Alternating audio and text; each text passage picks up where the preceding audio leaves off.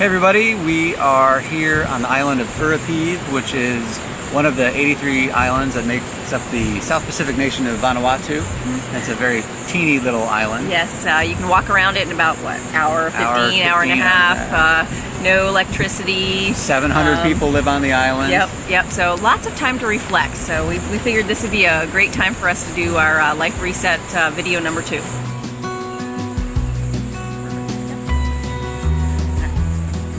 So lots of time to reflect. We've had some really good conversations between just the two of us, but I think we've also had some pretty cool conversations with other people along the way. Yeah, there was one guy who, he actually runs a holiday bungalow which we stayed at on Santo.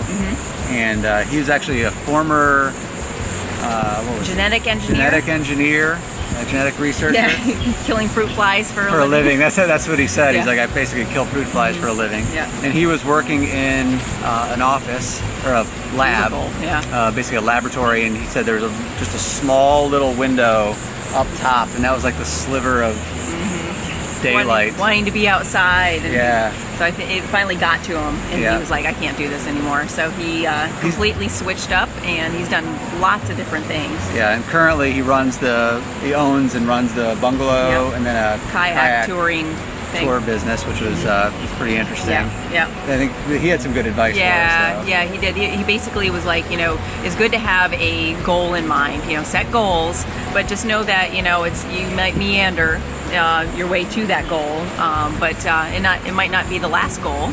But just having that goal is a good thing. Yeah. And then we met another volunteer who here in Vanuatu, who was a former neuropharmacology researcher. Yeah.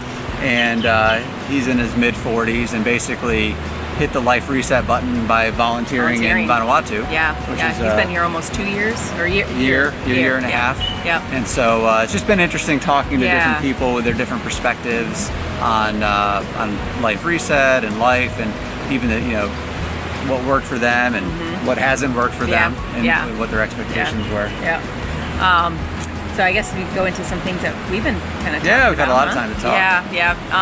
I think one of the things we've been talking a lot about is just in this kind of coming to Urapiv, being comfortable with not having a schedule and not having things planned has become, just each time. We mentioned it last time as well, but I think it's becoming more and more apparent that we need to do that, and we've been getting much more comfortable with it. Yeah, I mean, even so here, when do you want to go snorkeling? Well, it depends on the tide. Right. So you have to kind of, when's high tide today? So that's when we are going snorkeling.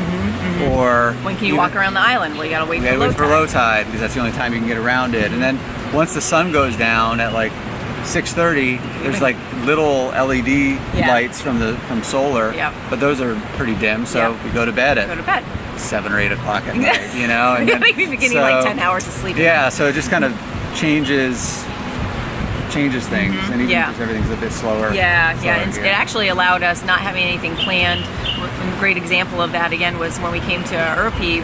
We were planning on being here like a week, and we had nothing booked beyond Urapiv. Yeah, which was perfect, because when we got here we learned that they actually are creating a water filtration system, which is huge for the island. So because there's a dry season, and they have wells, and the wells dry up, and then they have literally no water. So it's basically it's a desalination system that takes the water from the ocean and filters it and takes the salt out, fresh water year round. So they're doing a celebration that's opening this Friday. So we're staying actually 12 days instead of 7, so we can be here because it's supposed to be this huge celebration.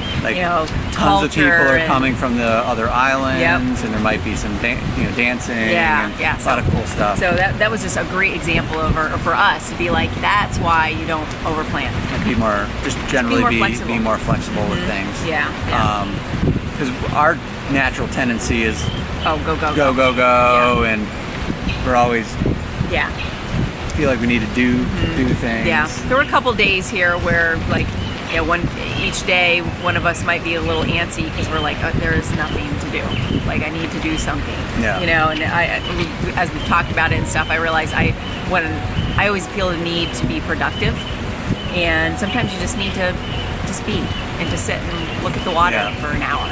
you know, or does not feel like you always have to be doing something. And that this has been a great lesson and basically forcing us to do that. Forced us to do that, yeah.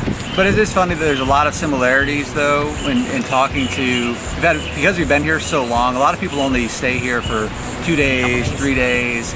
Not many people stay for 12. And we've had a chance to talk with a lot of folks. And it's funny how, like, the similarities. So like working Monday through Friday, and it's the weekend. Looking forward to the weekend, and even the kids, you know, they go to school Monday through Friday, and they're looking forward to Saturday and Sunday. So there's a lot of similarities. Yeah. Same struggles, same issues. Yeah. With people. So on an island of 700, it's no different than what the issues that people are talking about in other places. Yeah. That we've been. Yeah. Those exactly. have been pretty cool. Yeah. So a lot of the downtime we've been reading. Reading a lot, and so I've actually been reading Why Buddhism is True by Robert Wright. So it's been really interesting because I've been reading about it, and then we've been talking about it, and then we're going to swap books. But he basically takes Buddhism and kind of meditation and mindfulness and applies science, like kind of how it's supported by science and psychology. So that's been really quite interesting for us to discuss. I think it's been getting us more and more enticed into going to a meditation retreat or something. We've been researching them a bit, and there's lots of different ones. There's ones where, you know, you go for 10 days. It's free, but you're there for 10 days. You can't talk. You can't make any facial expressions, like to sign anything. It's quite intense. And then there's others that are. This one that we're looking at is really cool. What is that? Qigong and Tai Chi plus meditation.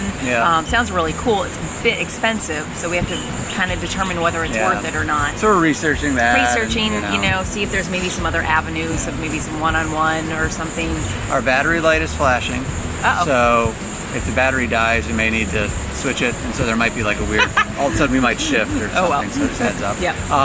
We've also been having some good discussions, though, personally about, you know, what do we want to do after the round the world trip. You know, a lot of our friends are like, oh, you guys are never coming back, and all that. It's like, you know, our initial, we think so. Our initial feelings are that we will, you know, because I don't think I'd want to travel 24/7, 365 days a year. We've been talking about, you know, would we want to continue renting like we've been doing, or buy a condo so you have that sense of ownership, plus renting, you know, or buy a house and property. But then there's this sense of anxiety with getting locked into something like that. So we don't know yet.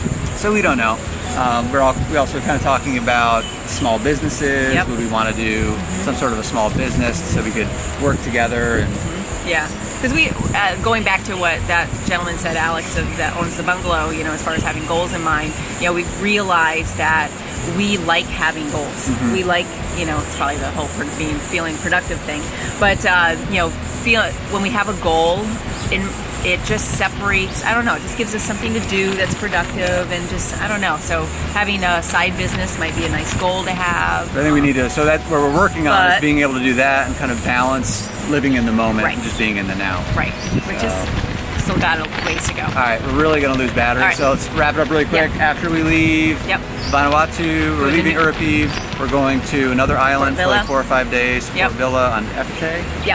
I think that's how it's pronounced. And then we are flying to New Zealand for 5 weeks. So we'll be on the North Island for about half of it, the South Island for half of it, visiting friends and exploring New Zealand. Yes.